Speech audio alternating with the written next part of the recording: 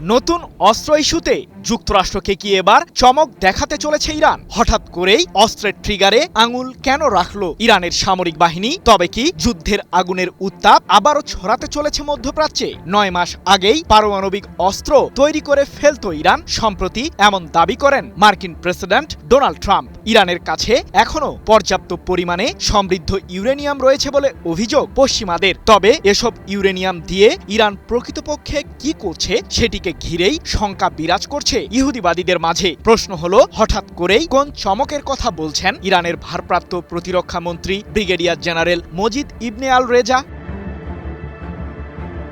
ইরানের সামরিক শক্তির প্রমাণ পেয়েছে যুক্তরাষ্ট্র ও ইসরায়েল। সাম্প্রতিক যুদ্ধের পর মার্কিন প্রেসিডেন্ট ডোনাল্ড ট্রাম্প কিছুটা দম্ভের স্বরেই বলেছিলেন যে ইরানের ক্ষেপণাস্ত্র শক্তিকে বিলীন করতে সফল হয়েছে যুক্তরাষ্ট্র। কিন্তু মার্কিন শাসকের এই দাবিকে মিথ্যা প্রমাণিত করে তেহরান জানিয়ে দিয়েছে, মধ্যপ্রাচ্য থেকে ইহুদিবাদীদের বিতাড়িত না করা পর্যন্ত এ লড়াই চলবেই। আর যুক্তরাষ্ট্রের গোয়েন্দা সংস্থাগুলোর দাবি, ইরানের কাছে এখনও পর্যাপ্ত পরিমাণে মিসাইল রয়েছে।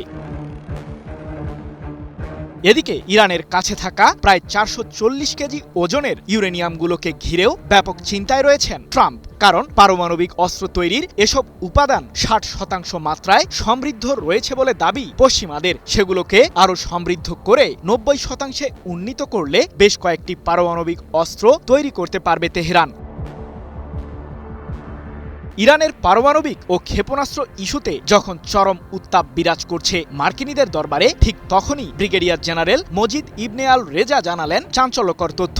শত্রুপক্ষের বিরুদ্ধে আবারও যুদ্ধে ঝাঁপিয়ে পড়তে সর্বোচ্চ প্রস্তুতিতে রয়েছে ইরান। এমনটি জানিয়ে দেশটির ভারপ্রাপ্ত এই প্রতিরক্ষামন্ত্রী বলেছেন, আমাদের আঙুল অস্ত্রের ট্রিগারে রয়েছে। নতুন চমক নিয়েই সম্ভাব্য যুদ্ধের ময়দানে উত্তাপ ছড়াবে তেহরান। তবে নতুন চমক বলতে আসলে তিনি কি বোঝাতে চেয়েছেন সে প্রসঙ্গে বিস্তারিত জানা যায়নি। 1 জুন এক প্রতিবেদনে বিষয়টি নিশ্চিত করেছে ইরান ভিত্তিক সংবাদ মাধ্যম মেহের নিউজ এজেন্সি।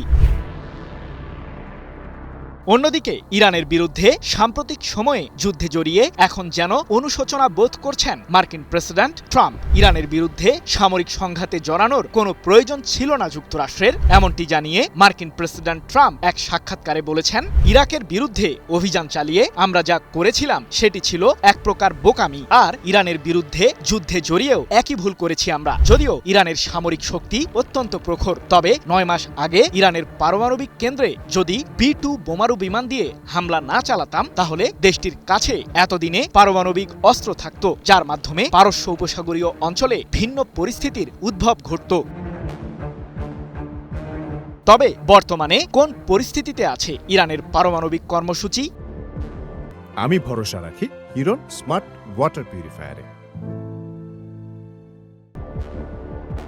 জাতিসংঘের পরমাণু পর্যবেক্ষক সংস্থা IAEA সম্প্রতি জানিয়েছে, ইরানের ইস্পাহান পারমাণবিক কেন্দ্রে গচ্ছিত আছে 200 কেজি ওজনেরও বেশি সমৃদ্ধ ইউরেনিয়াম। যদিও এই কেন্দ্রটিকে লক্ষ্য করেই সাম্প্রতিক সময়ে বাংকার বাস্টার বোমা দিয়ে হামলা চালিয়েছিল যুক্তরাষ্ট্র ও ইসরায়েল। তবে বর্তমানে ইরানের পারমাণবিক কেন্দ্রগুলোতে IAEA এর প্রতিনিধিরা তদারকি করতে না পারায় সমৃদ্ধ সেই ইউরেনিয়ামগুলো এখন কি অবস্থাতে আছে সে সম্পর্কে কোনো তথ্যই জানে না আন্তর্জাতিক এই সংস্থা। কিন্তু তাদের ধারণা, ইরান এসব ইউরেনিয়াম অত্যন্ত সুরক্ষিত অবস্থাতেই রেখেছে, যেখানে বাংকার বাস্টার বোমা দিয়ে হামলা চালিয়েও ধ্বংস করতে পারবে না ইহুদিবাদীরা।